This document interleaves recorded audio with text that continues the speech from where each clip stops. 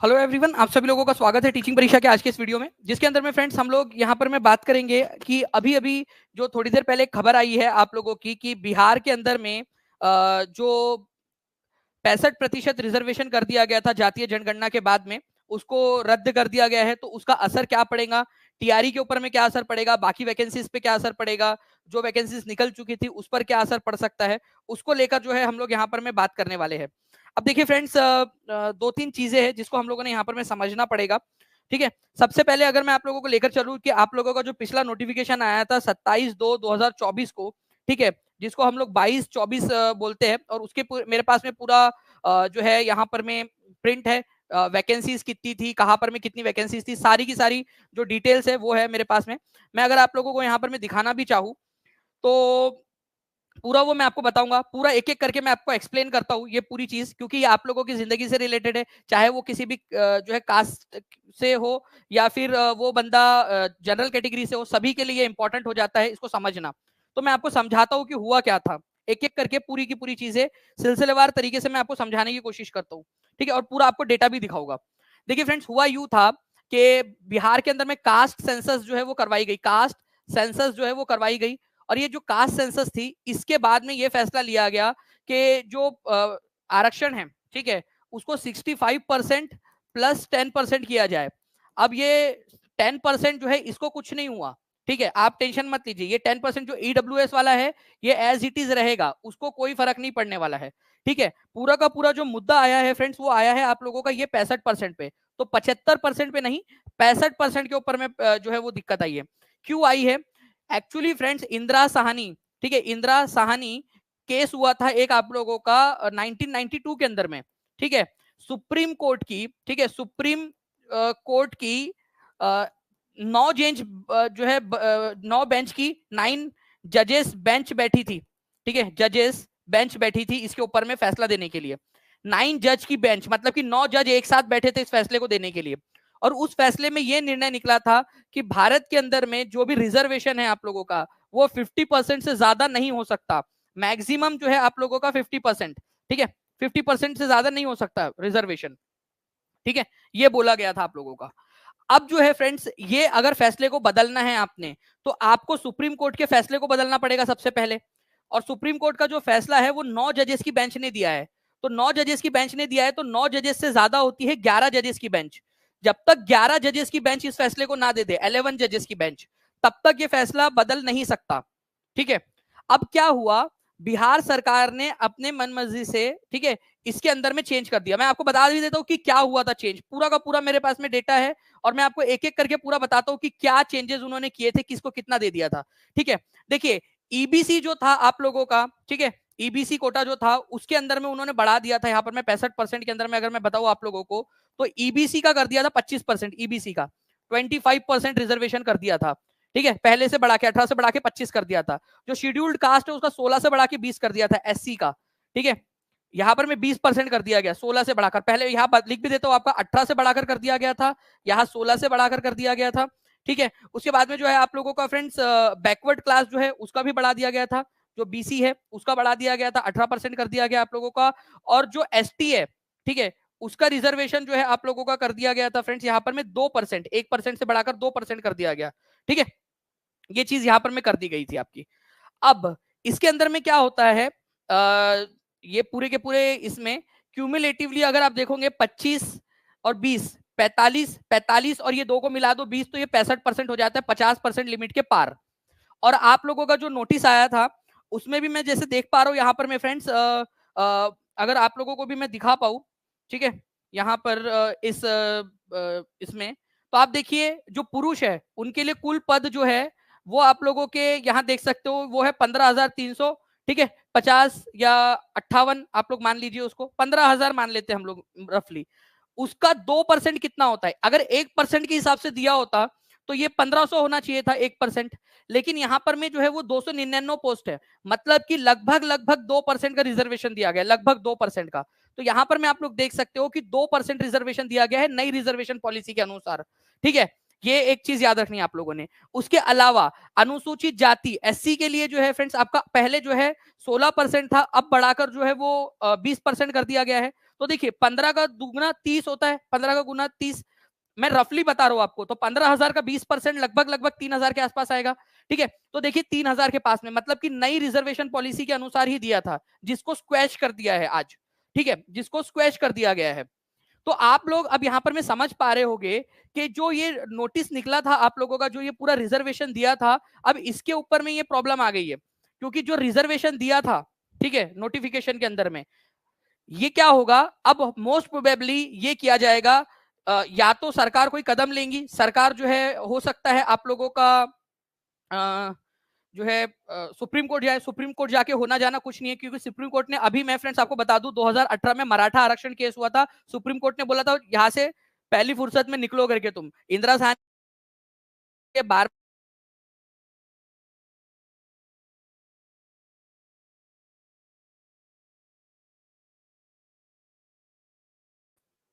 उन्होंने जो है वो रद्द कर दिया था। ठीक है, रद्द कर दिया था वो चीज को। उसके बाद में जो है फ्रेंड्स, अगर मैं बात करूं आप लोगों से, यहाँ पर मैं वीडियो जो है वो अटक गया आप लोगों का मोस्ट प्रोबेबली। अब आप लोगों को सही आ रहा होगा, एक बार चेक कर लीजिए, अटक अटक के आ रहा है बट लेकिन आवाज आ रही होंगी, एक बार चेक कर लीजिए प्लीज आप सभी लोग।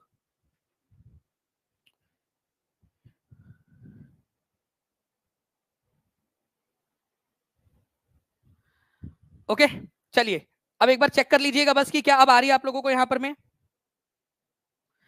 तो यहाँ पर में क्या होगा अभी, अब क्या होगा वो मैं बता देता हूँ आप लोगों को, सभी लोगों को। ठीक है, एक बार प्लीज एक बार ये क्लीज कर दीजिए कि आवाज बराबर आ रही है क्या। ब्लर तो आ रहा है लेकिन एक बार आवाज क्लियर है कि ये बता दीजिए। मोस्ट मेनली आप लोगों को जो है फ्रेंड मेरी आवाज सुनना है। ठीक है,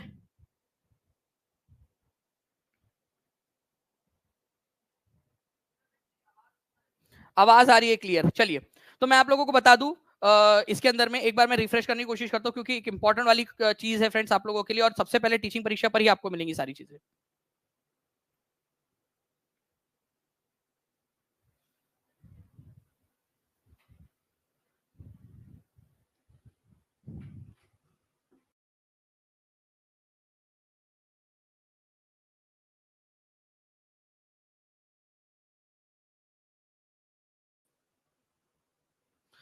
ओके, तो आई होप फ्रेंड्स अब आप लोगों को यहाँ पर में जो है सब कुछ क्लियर आ रहा होगा। तो मैं आप लोगों से बता रहा था यहाँ पर में कि ये जो चीज हुई है आप लोगों की, ठीक है, ये जो पूरा का पूरा नोटिस है आप लोगों का, इसके अंदर में क्या होगा, अब क्या होगा, या तो सुप्रीम कोर्ट जाएगी, जिसके चांसेस मुझे नहीं लग रहे कि वहां से कोई रिलीफ मिलेगा, क्योंकि सुप्रीम कोर्ट मराठा आरक्षण को पहले मना कर चुका है, इसको भी मना करेगा।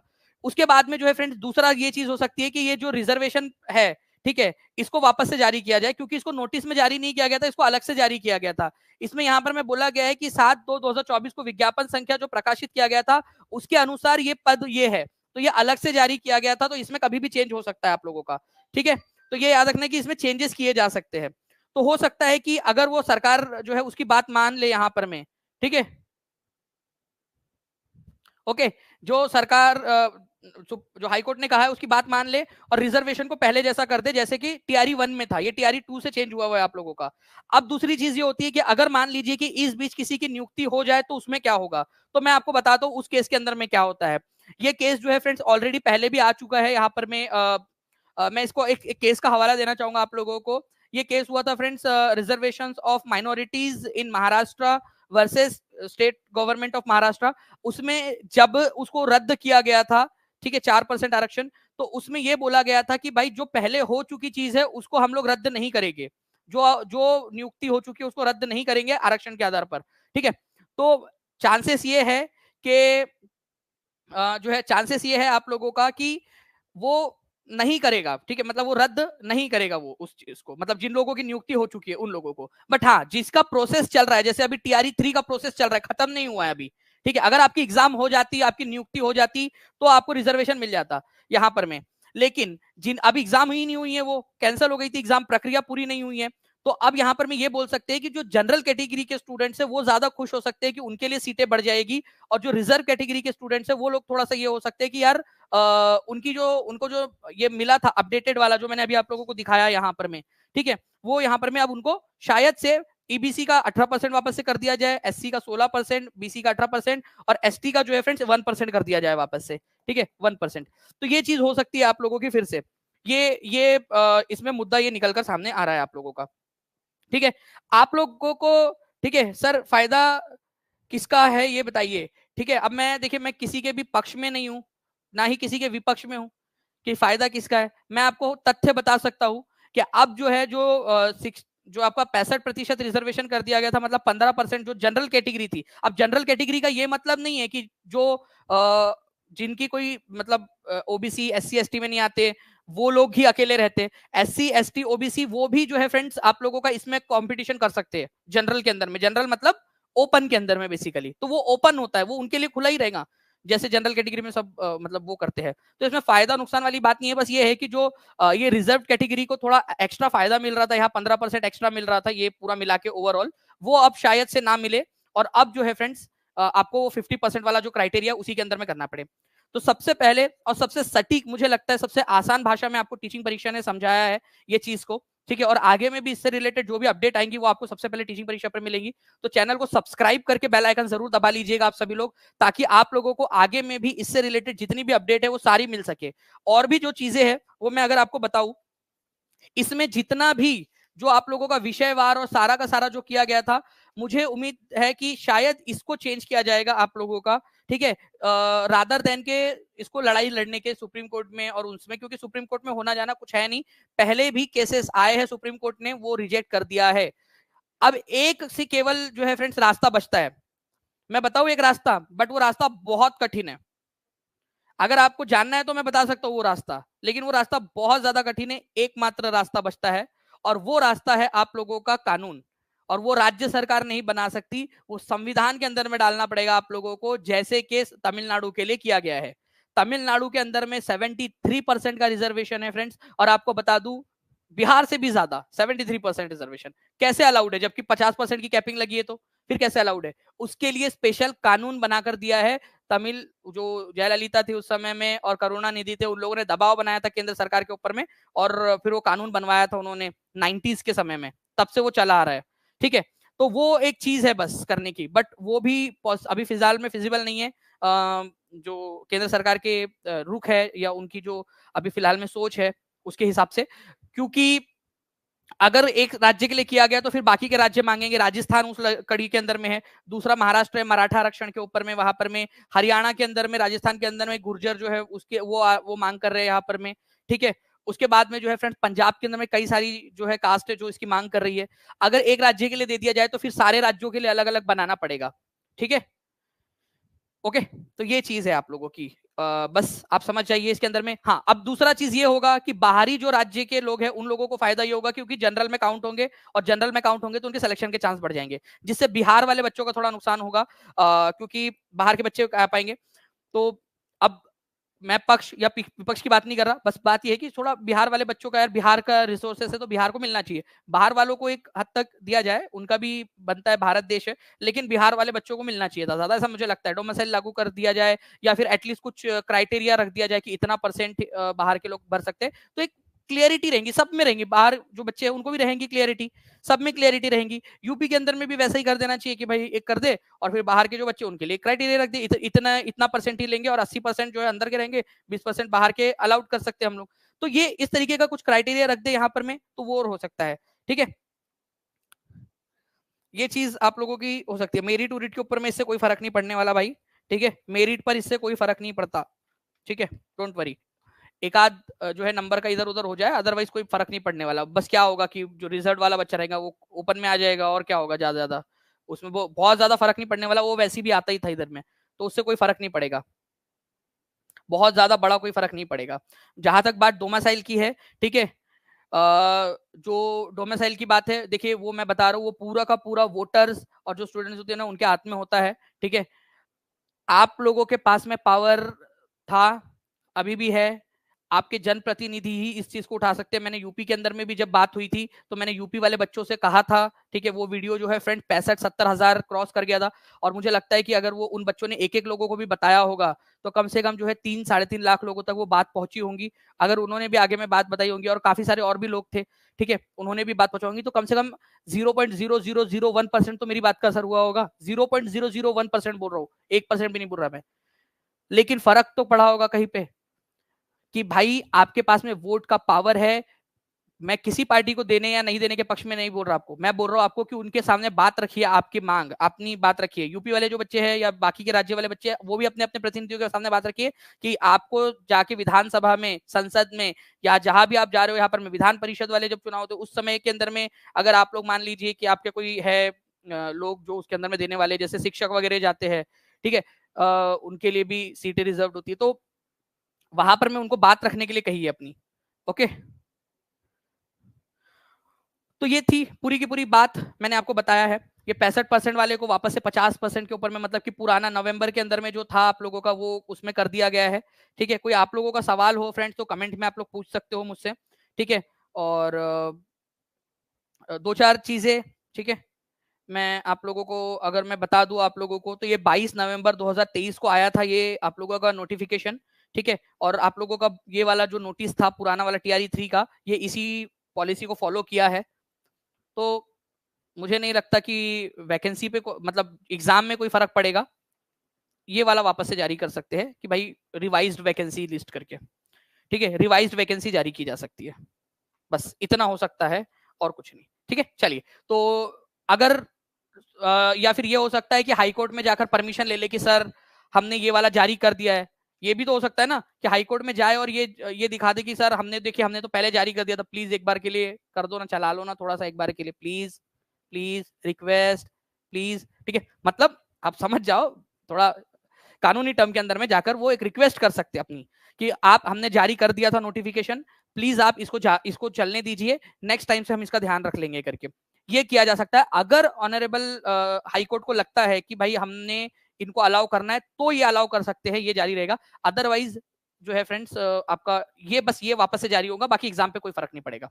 ठीक है, चलिए, TRE 2 के ऊपर में मुझे नहीं लगता कि कोई असर पड़ने वाला है, क्योंकि वो एग्जाम हो चुकी है, नौकरी मिल चुकी है, TRE 2 पे कोई फर्क नहीं पड़ता, क्योंकि वो ऐसे केसेस पहले भी आ चुके हैं।